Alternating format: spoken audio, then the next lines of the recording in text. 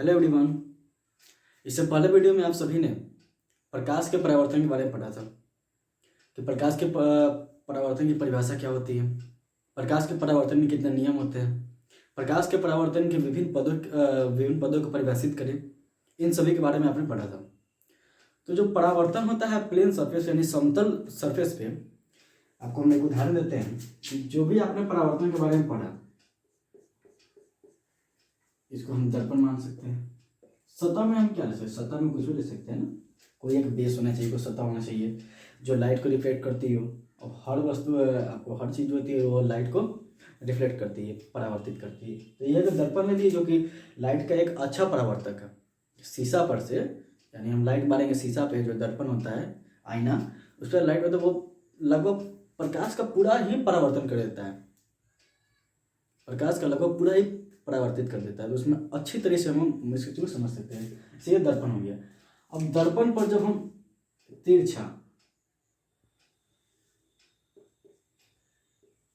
तिरछी दिशा में जब हम इस पे प्रकाश देंगे या फिर इसको आपतित किरण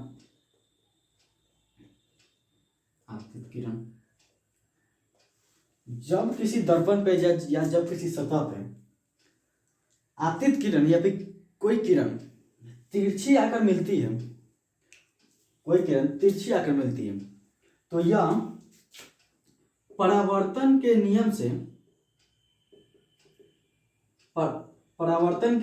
परावर्तित कोण बनाते हुए ये आपको आगे चली जाती है। ठीक है, या कोई तिरछा जब आता है ना, कोई जैसे प्रकाश आ रहा है, कोई तिरछा आ रहा है, तो तिरछा के लिए ही होता है कि ये आपको आपतन कोण और परावर्तन कोण बराबर होगा। एक और आपको स्थिति आती है कि जब कोई दर्पण माने ये आपको सतह या दर्पण है, तो जब किसी सतह पे प्रकाश किरण लंबवत पड़ती है, ये तो तिरछा था, यहाँ से है और यहाँ से निकल गया, अगर प्रकाश किरण इसी दिशा में पड़े तो प्रकाश का परावर्तन किधर होगा? आपको ऊपर टॉपिक पे लिखा हुआ है कि समतल दर्पण पर लंबवत पड़ने वाली किरण का परावर्तन। इस समतल दर्पण पर जब कोई किरण लंबवत पड़ती है उसका परावर्तन किस तरीके से होता है, इस चीज को समझते हैं।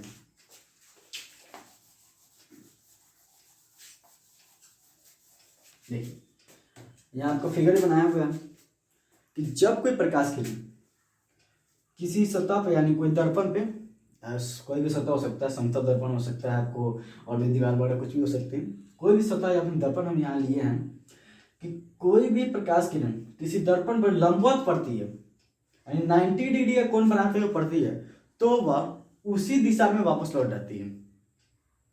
अब ये वापस क्यों लौटती है, इस चीज को हम समझते हैं। यहाँ जो आपतन कोण इसको कहते हैं, आपतन कोण बराबर परावर्तन कोण होता है, परावर्तन कोण, आपतन कोण बराबर परावर्तन कोण होता है, आप जानते हैं I = R होता है। अब यहाँ पे क्या होता है ना कि मान लीजिए यहाँ से कोई प्रकाश किरण ना इसे परावर्तित हो गया, यहाँ से हम इसको लंब खींच इसका हम एंगल माप लिए, इसका एंगल माप लिए, ऐसे दोनों एंगल बराबर ही होता है, इसका एंगल माप लिए, इसका एंगल माप लिए, ये दोनों एंगल बराबर आता है। ठीक है, ये हमेशा बराबर ही होता है, ये बदलता नहीं है। तो जैसे मान लिया हम यहाँ 30 डिग्री नापे, तो 30 डिग्री हम कहाँ से नापे, इस लंब से, और इस आपतित किरण में जो एंगल बना, जो कोण बना, उसी को हम 30 डिग्री मापे हैं। जब ये 30 होगा तो ये भी आपको 30 होगा। अब बात इसमें आती है कि जब कोई किरण समतल दर्पण पे आपको लंबवत पड़ती है, तो ये क्या अभिलंब की दिशा में पड़ती है, लंबवत पड़ती है, तो इसका आपको परावर्तन कहाँ होगा, तो परावर्तन उसी दिशा में होगा, यानी लंब की दिशा में होगी। तो लंब की दिशा में होगी तो इसका आपतन कोण क्या हो जाएगा, आपतन कोण इसका 0 होगा। 0 क्यों होगा, जैसे मानिए यहाँ से तो हम लंब लिए हुए थे, लंब से हम इसका आपतित किरण का बीच के दोनों कोण माप लिया, आपको 30 डिग्री है। लेकिन अगर कोई कोण आपको लंबवत ही बने, इसी पे कोण बन रहा है, इसी के सापेक्ष में नापना ही है और इसी पे बन ही रहा है कोण, तो क्या हो जाएगा, या कोई 0 डिग्री का नहीं होगा, ऑफकोर्स 0 डिग्री का होगा। अगर मान लीजिए इसको हम और छोटा करें तो एक ऐसा पॉइंट आएगा ना कि दोनों एक ही जगह आ जाएगा। जब दोनों एक ही जगह आएगा तो घटेगा तो और आपको 0 तक आ जाएगा। ऐसा स्थिति हो सकती है कि 0 आ सकता है, 0 तो ये भी आपका 0 हो जाएगा। तो आपतन कोण और परावर्तन कोण का जो मान होता है वो हमेशा 0 हो जाता है जब कोई किरण समतल दर्पण पर लंबवत पड़ती है तो उस समय आपतन कोण का मान परावर्तन कोण का मान दोनों 0 हो जाता है। इस चीज को हमेशा ध्यान रखिएगा। कभी आपको एग्जाम में क्वेश्चन ऐसा आ सकता है कि समतल दर्पण पर लंबवत पड़ने वाली किरण का आपतन कोण क्या होता है, तो 0 होता है। और परावर्तन कोण क्या होता है, वो भी 0 होता है। चलिए इसके आगे हम समझते हैं।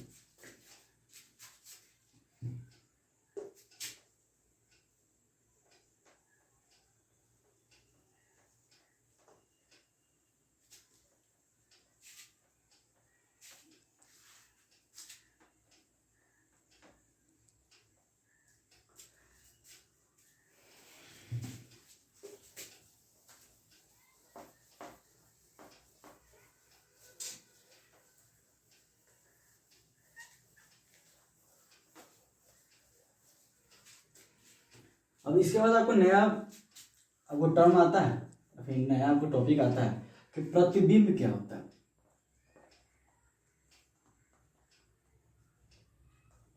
प्रतिबिंब, जिसको इंग्लिश में हमको इमेज बोलते हैं। तो ये प्रतिबिंब क्या होता है? प्रतिबिंब का अगर संदेह करें इस शब्द का, तो एक होता है प्रति। प्रति का मतलब होता है उसके जैसा, उसके ही जैसा, ठीक है। उसके जैसा, वह नहीं, उसके जैसा यानी सेम टू सेम। और बिंब का मतलब होता है कोई वस्तु। बिंब का मतलब यहाँ वस्तु है। तो जब वस्तु के जैसा कोई दूसरा चीज बनता है उसे ही हम प्रतिबिंब कहते हैं। प्रति जोड़ बिंब होता है, संधि विच्छेद। प्रति का होता है उसके ही जैसा, वस्तु का बिंब का मतलब होता है वस्तु। जब कोई वस्तु का उसके ही जैसा परछाई बनता है तो उसे प्रतिबिंब बोलते हैं। प्रतिबिंब की परिभाषा हम किस प्रकार दे सकते हैं, अब उन्हें यहाँ को प्रतिबिंब को परिभाषित किया गया। इस परिभाषा के अंतर्गत किसी बिंदु स्रोत से निकला प्रकाश किरण दर्पण से परावर्तन के बाद जिस बिंदु पर मिलती है, जिस बिंदु पर मिलती है या जिस बिंदु से आती हुई प्रतीत होती है उसे उस बिंदु स्रोत का प्रतिबिंब कहते हैं। अब इस परिभाषा के कहने का क्या अर्थ है इन्हें हम समझते हैं। जैसे मान लीजिए ये कोई सतह है, सतह में हम लोग क्या करते हैं, अच्छे परावर्तक सतह के रूप में हम दर्पण का उपयोग करते हैं। अच्छा परावर्तक सतह होता है, इसके रूप में हम दर्पण का प्रयोग करते हैं। अब मान लीजिए यहाँ कोई वस्तु रखी है, ठीक है। तो इस जो वस्तु से जो यहाँ पर दिया ना बिंदु स्रोत, ये बिंदु है या फिर कोई वस्तु हो सकती है, इससे जो प्रकाश निकलता है तो वो इस दर्पण में पड़ेगा, शीशा में पड़ेगा। जो ऐनक होता है उस पर कोई वस्तु अगर उसके सामने रखी हो तो उसका परछाई तो दिखता है ना उसके अंदर। तो इस दर्पण के अंदर आपको उसका परछाई दिखी है। तो यहाँ से क्या होता है कि बहुत सारी प्रकाश किरणें निकलती है, बहुत सारी प्रकाश किरणें हर दिशा में निकलती है। यहाँ से एक प्रकाश किरण आकर इस पर टकराएगी, ठीक है।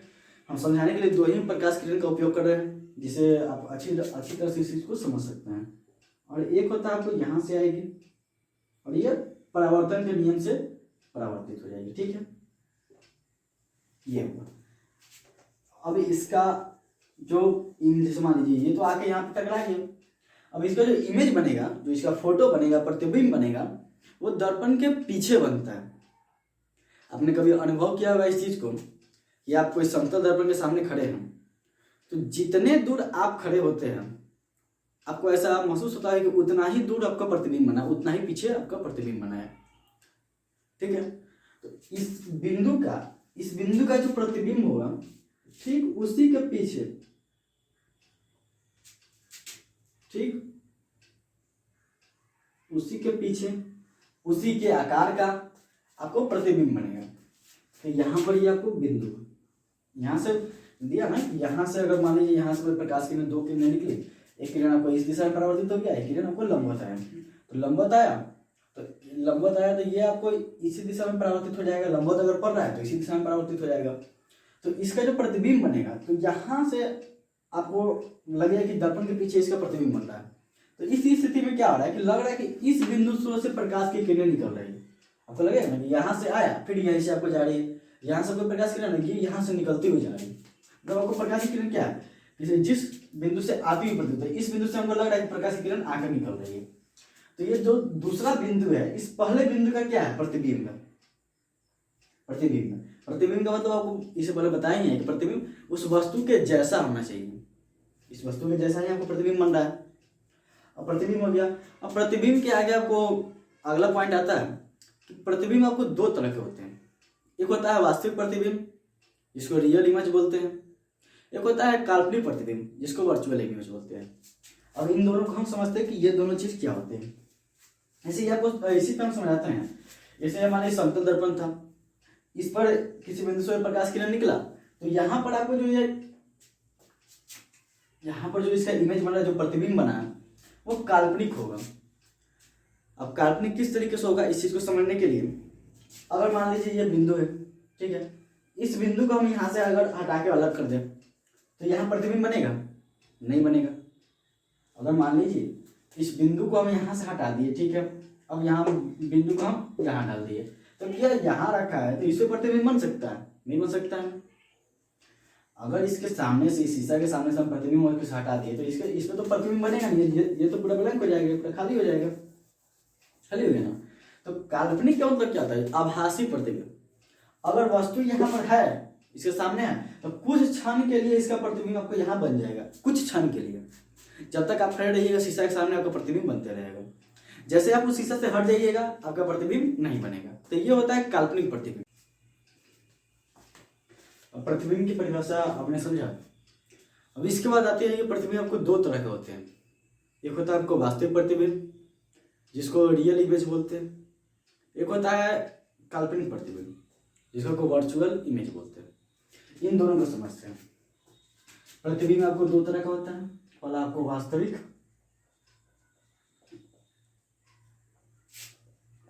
प्रतिबिंब, वास्तविक प्रतिबिंब। एक होता है काल्पनिक प्रतिबिंब, काल्पनिक प्रतिबिंब। ये दो प्रतिबिंब होंगे, ये दो तरह के होते हैं। वास्तविक प्रतिबिंब कहने का मतलब क्या होगा कि किसी वस्तु के जैसा प्रतिबिंब बना है। किसी वस्तु के जैसा कोई प्रतिबिंब बना, प्रतिबिंब किसी वस्तु के जैसा ही होता है।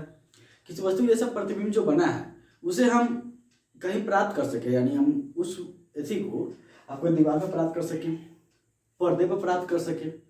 कहने का तो पर्दा पर प्राप्त करना ही होता है, यानी हम वास्तविक प्रतिबिंब को पर्दे पर प्राप्त कर सकते हैं, ठीक है।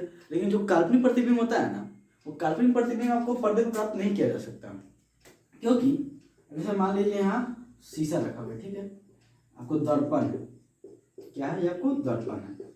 दर्पण के सामने आप खड़े हैं, क्या, दर्पण के सामने आप खड़े हैं, तो आप जब तक खड़ा रहिएगा यहाँ पर, तभी तक आपका प्रतिबिंब इससे बनेगा, ठीक है। आप जब तक यहाँ खड़ा रहिए तभी तक आपका प्रतिबिंब यहाँ पर बनेगा। अब जैसे यहाँ से हट जाइएगा, यहाँ पर आप नहीं रहिएगा, तो आपका प्रतिबिंब आपको दर्पण पे नहीं बनेगा। तो ये होता है काल्पनिक या आभासी प्रतिबिंब, जो कि समतल दर्पण पे बनता है। काल्पनिक प्रतिबिंब समतल दर्पण में बनता है, आपको गोलीय दर्पण में भी वो बनते हैं, लेकिन यहाँ पर आपको समतल दर्पण में पूछ रहा है, तो समतल दर्पण में क्या होगा कि समतल दर्पण में काल्पनिक प्रतिबिंब बनते हैं। जो प्लेन मिरर हम लोग यूज करते हैं अपने घरों में, तो उनमें क्या दो समतल दर्पण होता है और उसमें काल्पनिक प्रतिबिंब बनते हैं। जब तक हम उसके सामने थे तभी तक उसमें मेरा प्रतिबिंब होगा या फिर आप सभी का प्रतिबिंब होता है। जैसे वहां से हट जाते हैं प्रतिबिंब खत्म हो जाता है, तो इसे हम काल्पनिक प्रतिबिंब कहते हैं, जो कि कुछ क्षण के लिए, आभासी समय के लिए वो वहां पर रहा। एक होता है वास्तविक प्रतिबिंब, तो वास्तविक प्रतिबिंब को हम पर्दे पर प्राप्त कर सकते हैं। तो वास्तविक प्रतिबिंब के कहने का मतलब, मान लीजिए हम यहाँ पर है, हम कैमरा से आपको वीडियो शूट कर दिए, ठीक है, तो ये जो वीडियो शूट किए, अगर मान लीजिए हम आपको दिखा रहे हैं, 2 दिन बाद भी दिखाए, तो इसमें तो वो इमेज दिखेगा ना, तो वो होता है वास्तविक प्रतिबिंब। हम तो अगर मान लीजिए 2 दिन बाद हम ना रहे यहाँ पर, ठीक है, आप लोग जैसे वीडियो देखते हैं, हम 2 दिन बाद हम वीडियो मिला या फिर आप लोग 2 दिन बाद उस वीडियो देखे, तो हम तो नहीं पढ़ा रहे ना उस दिन, वो मेरा पीछे दिन का है, पहले दिन का वो वीडियो जो आप देख रहे हैं, ठीक है। तो वो क्या है, वास्तविक प्रतिबिंब हुआ, जिसको आप कभी भी देख सकते हैं, कभी भी उसे पर्दे पर प्राप्त कर सकते हैं, स्क्रीन पे उसे कभी भी ला सकते हैं। ये होता है आपको वास्तविक प्रतिबिंब और काल्पनिक प्रतिबिंब। अब इन दोनों की परिभाषा हम किस प्रकार दे सकते हैं, चलिए उन्हें समझते हैं।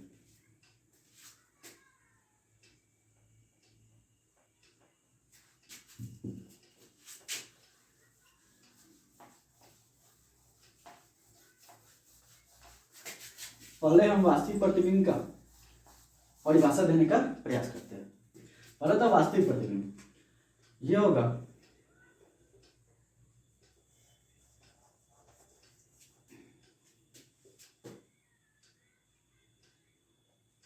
किसी बिंदु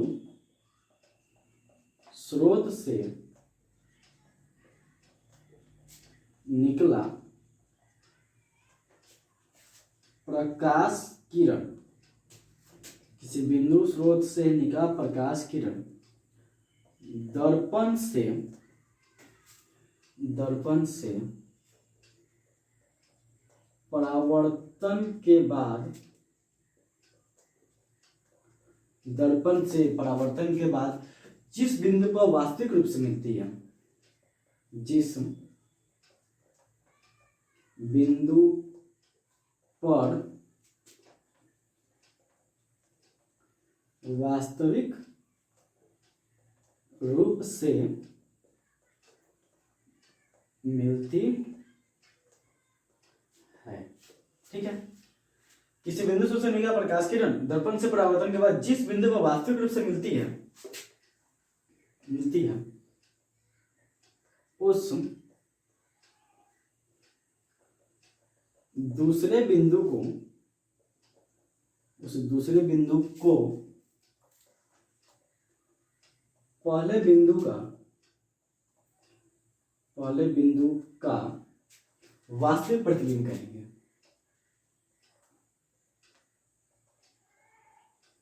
वास्तविक प्रतिबिंब, वास्तविक प्रतिबिंब कहेंगे या फिर कहते हैं, ठीक है, कहते हैं। ये परिभाषा को समझिए। किसी बिंदु स्रोत से निकला प्रकाश किरण दर्पण से परावर्तन के बाद जिस बिंदु पर वास्तविक रूप से मिलती है उस दूसरे बिंदु को उस पहले बिंदु का वास्तविक प्रतिबिंब कहते हैं। अब इन्हें हम समझते हैं कि यह कह क्या रहा है परिभाषा में। तो ये हमें लेते हैं अवतल दर्पण, इसके बारे में हमको पढ़ाएंगे अभी आगे ये दर्पण क्या होते हैं। आपको उदाहरण से इस चीज को पहले समझा रहे हैं, ठीक है। तो जब कोई किरण आती है, जैसे मान लीजिए यहाँ पर कोई वस्तु रखा है, ठीक है, यहाँ पर मान लीजिए यहाँ पर कोई वस्तु रखा हुआ है, ये वस्तु है, ये बीम पर ये रखा हुआ है। तो यहाँ से प्रकाश की किरण आपको एक तो यहाँ आएगी, एक प्रकाश की किरण आपको सीधा आएगी, सीधा यहाँ पर है। तो यहाँ से ये परावर्तित होती है फोकस की ओर, यहाँ चलेगी। यहाँ से आपको एक वस्तु था जिसपे एक किरण हम उसका लिए, एक किरण कहाँ गया आपको दर्पण पे, दर्पण से ये परावर्तित हो गया। अब ये दर्पण से परावर्तित हुआ। अब उसके बाद एक होता है जो वक्रता केंद्र से होती हुई आती है, इसके बारे में आपको फुल हम पढ़ाएंगे कि वक्रता केंद्र से आती है। वक्रता केंद्र क्या होता है, यहाँ से, ठीक है। एक वहां से प्रतिबिंब है, ये वक्रता केंद्र सी होगा। यहाँ पर इसका ये जो कट है, यहाँ पर कट कर रहा है, ये कट मार्क हुआ यहाँ पर कर रहा है।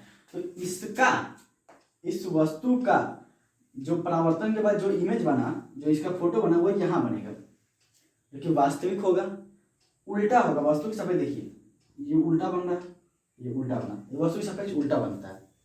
वास्तविक प्रतिबिंब में सब वास्तविक प्रतिबिंब में सब वस्तु के सापेक्ष उल्टा बनता है। इस चीज को ध्यान रखिएगा हमेशा, ये उल्टा बना। तो ये जो बनने की जो क्रिया है क्या वास्तविक रूप से मिलती है, ये क्या है, आपको एक किरण यहाँ परावर्तन के बाद यहाँ मिली, एक किरण यहाँ, ये वास्तविक रूप से यहाँ मिली। ये दोनों क्या एक जगह कट रहा है, वास्तव रूप में कट रहा है ना, वास्तव रूप में एक जगह मिल रहा है। तो ये जो मिला ना, तो ये मिलने के बाद जो यहाँ पर आपको स्पेस बना, जो आपको ये फिगर बन रहा है, तो वो क्या है, वो पहले बिंदु का, ये पहले बिंदु यानी पहले कोई वस्तु का, पहले वस्तु का क्या है, उस दूसरे बिंदु को उस पहले बिंदु का वास्तविक प्रतिबिंब, इस दूसरे बिंदु को इस पहले बिंदु का वास्तविक प्रतिबिंब बोलेंगे, ठीक है। ये आपको वास्तविक प्रतिबिंब की परिभाषा है। वास्तविक प्रतिबिंब को आप लिख कर यहाँ पे एक फिगर बना दीजिएगा। आपको अगर पूछ रहा है कि वास्तविक प्रतिबिंब किसे कहते हैं, आपको बोर्ड में ऐसे क्वेश्चन आ सकते हैं ना कि वास्तविक प्रतिबिंब किसे कहते हैं, तो ये आप परिभाषा है, इसको लिख कर और एक फिगर बना दिया। साइंस से फिगर का महत्व होता है, इसे करने पर आपको कंप्लीट नंबर दिए जाएंगे। अब इसके बाद समझते हैं, इसको आप नोट आउट कर लीजिए, वीडियो रोक कर इसको आप उतार सकते हैं। अब इसके बाद हम समझते हैं